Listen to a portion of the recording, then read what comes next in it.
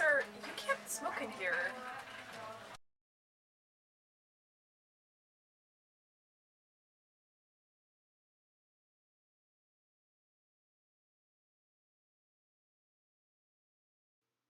On October 10th, 1984, in South Pasadena, California, a major fire broke out at Olay's Home Center hardware store located in a shopping plaza. The store was completely destroyed by the fire, and 4 people died in the blaze, including a 2-year-old child. The 4 victims burned to death. A grisly, painful death.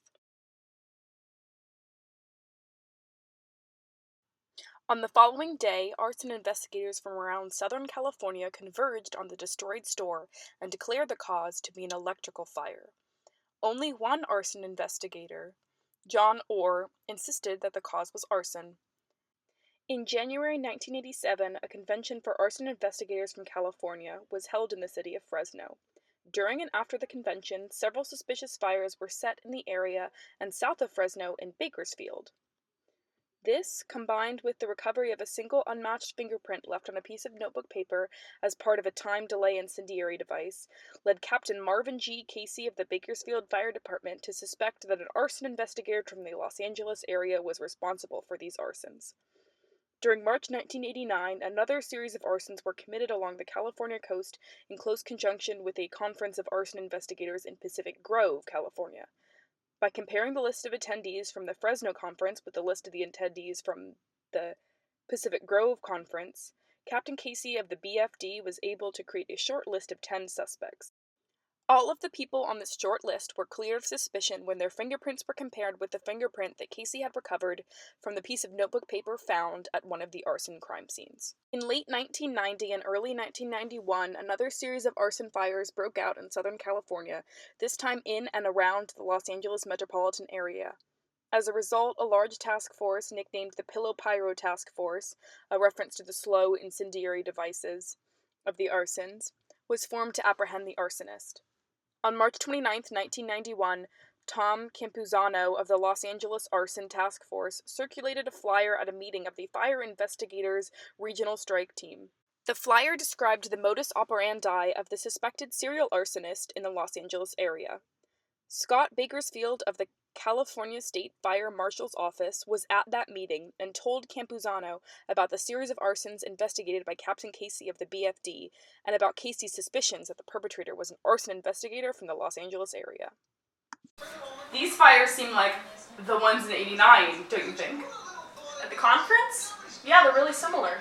You know, Captain Casey of the BFD thinks that they are started by an actual arson investigator. An arson investigator? Who would do something so stupid? Someone, according to Captain Casey. You should go talk to him. Campuzano and 2 of his colleagues met with Casey, obtained a copy of the fingerprint that Casey had recovered, and made a match. Hey! Tom, right?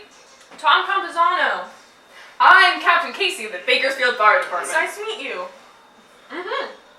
Why don't you come look at something in my office? Alright. What have you got for me? Look at this. Oh my god. I was right.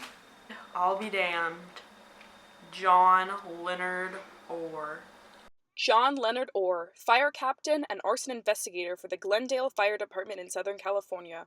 Orr was the investigator that insisted the hardware store fire was an arson.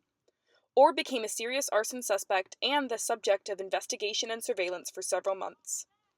Orr was alerted to the surveillance effort when he discovered and removed a tracking device in his car that belonged to the Bureau of Alcohol, Tobacco, and Firearms. However, Orr was apparently unaware of the fact that a second tracking device was later installed behind his dashboard when he brought his city vehicle in for service. A federal grand jury handed down an indictment, and shortly thereafter, Orr was present at the scene of a suspicious fire, so a decision was made to end the surveillance, obtain an arrest warrant, and effect an arrest. Orr was arrested on December 4th, 1991, and was later connected to the series of fires that plagued Los Angeles throughout the 80s and 90s. Anger is associated with any form of destructive arson. The typical arsonist is a white male from mid-teens to 25 to 30 years old. The common theme in all of them is that they all feel troubled or isolated.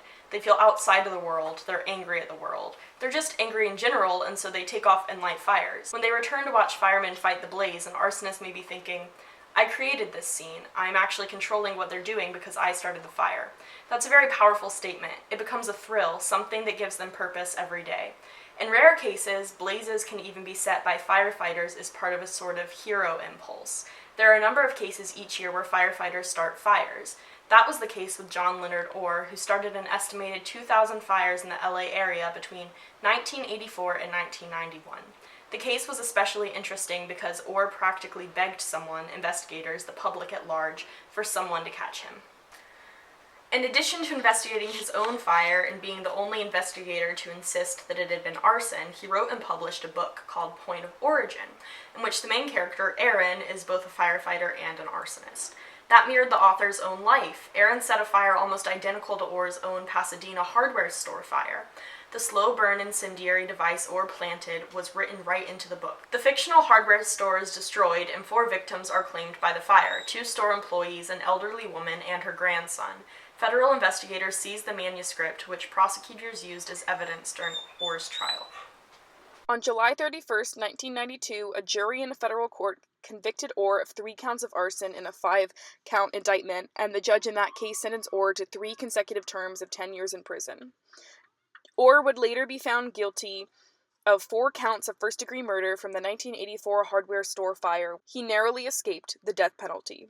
Orr maintained and still maintains his innocence.